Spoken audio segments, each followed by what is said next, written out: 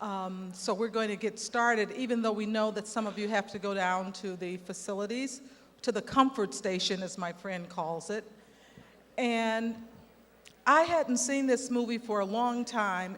Roger loved this movie so much, and it really, really, really hit me of the beauty and the philosophy, and it's like a dissertation. He's right. It is one of the best movies made about a painter and an artist and his work.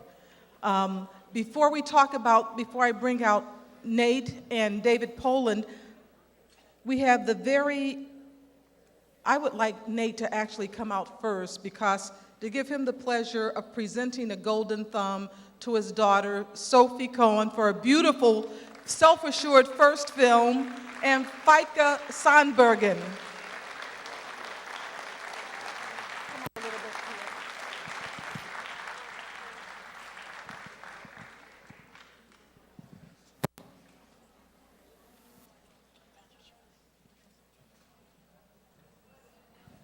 And also David Poland of Movie City News, a friend of the festival for many years. Will you come out and join us, please?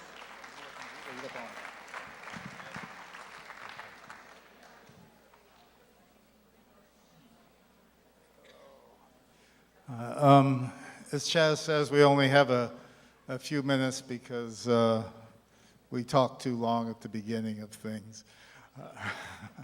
But they got their time. Which should we talk about first? I guess.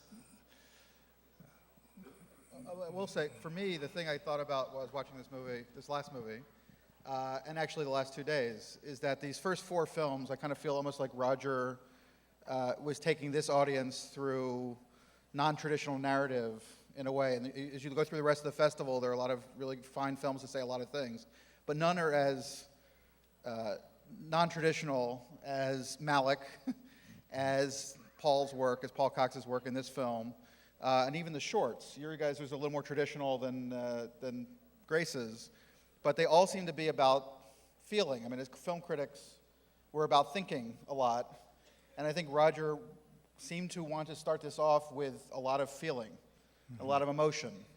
And watching Paul's film, I really was struck by how Roger must have felt when he first lost his voice, really. And that need and that thing that kind of drove him to the kind of work that Van Gogh did as he went on. Obviously, Roger didn't have the same end, but it was the fear he must have felt at that moment that he then overcame with such beautiful work and really found a voice that different and above the one that he had before, or additional to it.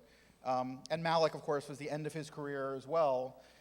In the Wonder, To the Wonder as his last review, being really the ultimate work of Malick in terms of non-traditional narrative.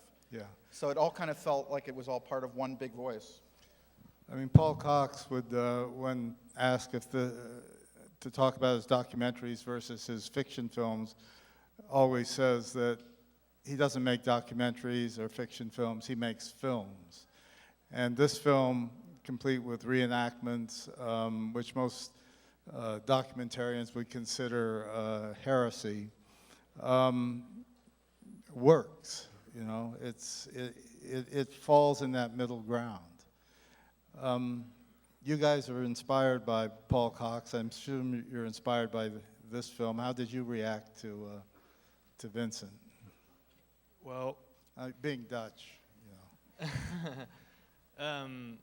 Well, I've seen it before, and it's just a very, it's just a trip, and it's just a huge emotional journey, and there's so many words that just are very touching, and the images go very well with it. I think way more, because for instance, in Holland right now, we have a television series made about Van Gogh, and it is so very much the opposite. It's very dry. This is, you know, I can really imagine this is worth, like it's how do you say it? It's worthy to Vincent's work. You know, it's very intense. It's very vivid. Does Van Gogh solve a murder at the end of every episode and procedural? But you may do that here. I don't know. yeah, I mean, you can see in Paul's work through the ages the similar images, similar camera movements, use of 8mm footage. And Sophie, you've just used 8mm footage in a film you've shot. Yes, I did. Yeah, go ahead. Well, just to speak on this film, I think I've seen it before as well, but never on a big screen, and it's great to be able to zoom in to all of the eyes and everything on this gigantic screen. On the panel earlier, we were discussing briefly about, film on the large screen, and I think this is worthy of a big screen. But yeah, I shot something on 8mm this past summer, and it was an experience. I've never worked with film before, but I think it brings out something that using digital doesn't do. And I think you can see that in this, all the shots with the birds and this, even the sound of the puttering. It's good. This was a 35mm print, archival print, as was the Days of Heaven print. And I think you can see the difference between the projected 35mm film and the digital films that you're going to see a lot of those this festival as well. How did you guys come to Paul Cox as a priest? Because is that the last thing I think of when I think of Paul? Exactly, so there you go. When he was talking to that girl and he was comforting her, I was thinking they were going to have sex. With You Paul. never know. Maybe they Yeah, did. Paul is very Catholic, and Catholic through and through. But very alive in body and. Actually, he's not, but Yeah. No, really? I well, think like Roger was Catholic, Paul is Catholic. I'm not sure what that means exactly, Nate. I think Paul really got to act in this film, and I think it was a great performance. Also, Feike pointed out him in Vincent in a few scenes when they're playing pool, and then during the funeral. Yeah, I was wondering if that was Paul. I think it was Paul, yeah. But he, like Hitchcock, tends to put himself in his own films. We don't really have much time, so let's take a few questions from the audience. If you'd raise your hand, a mic wrangler will come to you, and we'll endeavor to answer your questions.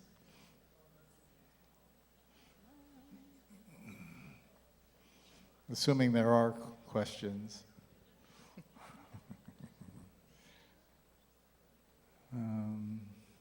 Are there any Yeah, answers? there's one. There's one right back there.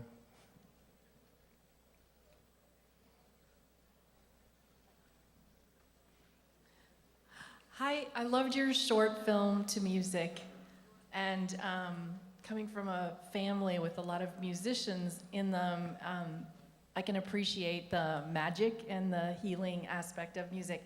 But I just wondered how or why you decided to end the film with the young woman dancing, which was so very free. I loved it. I loved the scene, and I loved that you chose to close your film that way. But I just wondered if you would expand and comment on your choice there. Well, actually, she is a dancer in real life, and she is actually she's married to the pianist in real life, who is a great virtuoso from Hungary. And in the story, we thought it was nice that she was a dancer who hadn't danced for a long time and was in this tiny village. That was our backstory. So this evolved to this last scene. And I guess the freeness of the scene, I assume you mean visually and like in the setting. This whole film was shot in 2 days, and I remember us at the very last moment, really speeding up the mountain with a ragged car to make it to the last bit of sunlight to shoot that scene. So it was just really very chaotically quickly done, but it fits our idea. Yeah, and I think it shows, I don't think this is a story about just one of the characters. I think it's a story about music and about all of them together. And I think having that end it also shows her perspective and her, relationship with the music and with everyone around her and with her environment. And I'm really curious how you conceptualize. I mean, was it chicken and egg in terms of getting two musicians, and or did you go Well, out looking for musicians afterwards? It was just very lucky.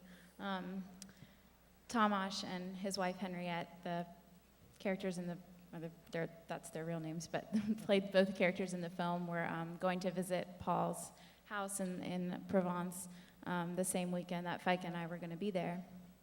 And so we actually went a few days earlier and decided we need to think of a story and try and write something, and then after we wrote it, try and convince everyone to spend their relaxing weekend acting in this movie. But I don't know, do you want to speak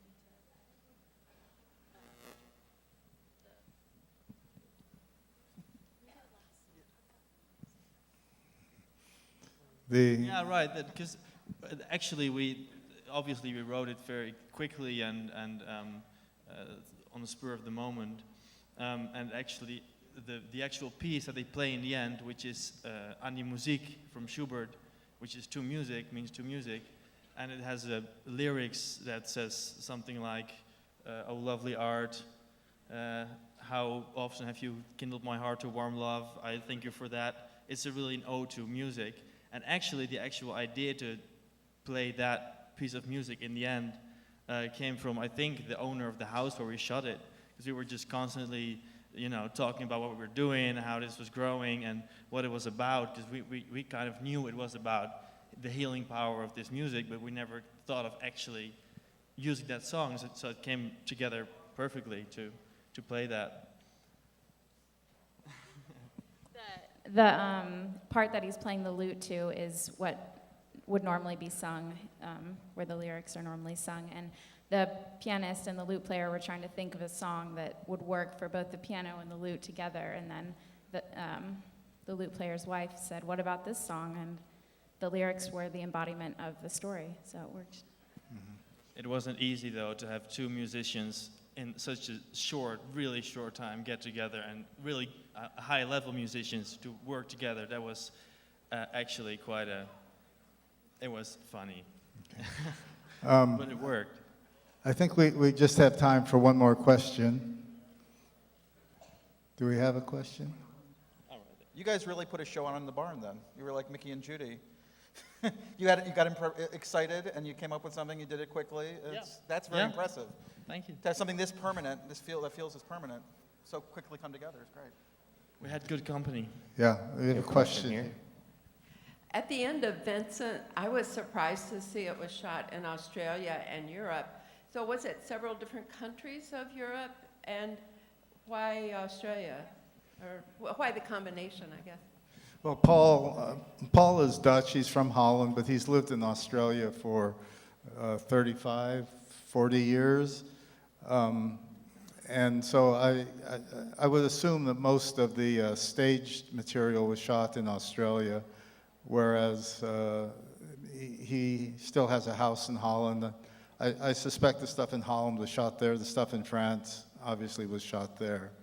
So, and I assume that he got some money to make it from the Australian government, which is why he shot some of it in Australia. Well, listen, we got to get ready for In the Family, to music in the family.